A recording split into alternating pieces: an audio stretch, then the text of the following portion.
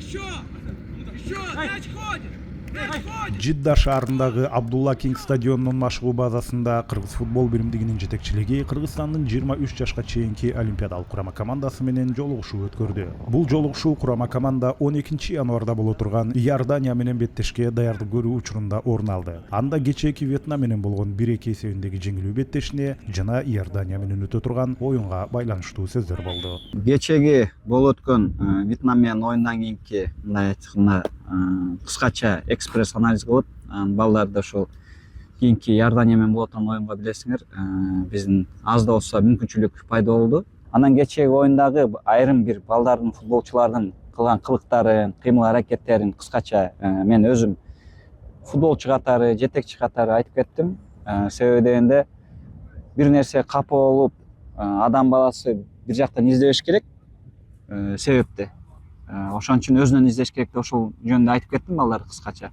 Анан бир жагынан ошол өлкө үчүн келип, ойноп, ушунча убакыт кыйналып, даярдыктарды көрүп туруп, анан чыгып жөнүндө поляда басып жүргөн болбойт. Ошон үчүн мамлекет үчүн ойноп бергиле, өзүңөр үчүн ойногула, биринчи очередь. Ата-энеңер үчүн, досторуңар үчүн, көрөрмандар үчүн ойноп, Иордания менен болот турган оюнда кандай болбосун, тайпадан чыгабыз, чыкпайбызбы, ал бир Кудайга эми багып. Себеби дегенде өзүбүздүн оюнду утуп, акыркы ушул оюн болсо дагы мындай татыктуу турнирди жыйынтыктап кетели деп ошол максаттарды коюп жыйын өткөрдүм.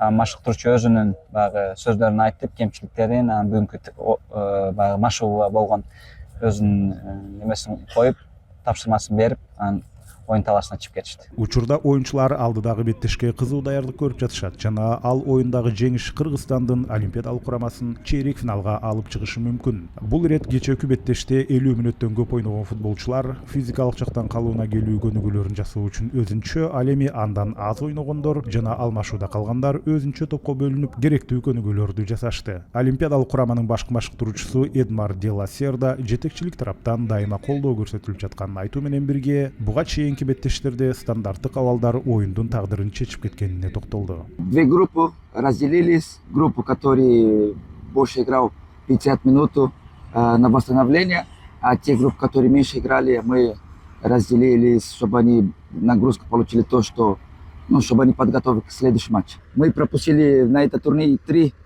гола, можно так сказать, 3 со стандарта. 2 с пенальти и 1 с угловой, разыгрывали.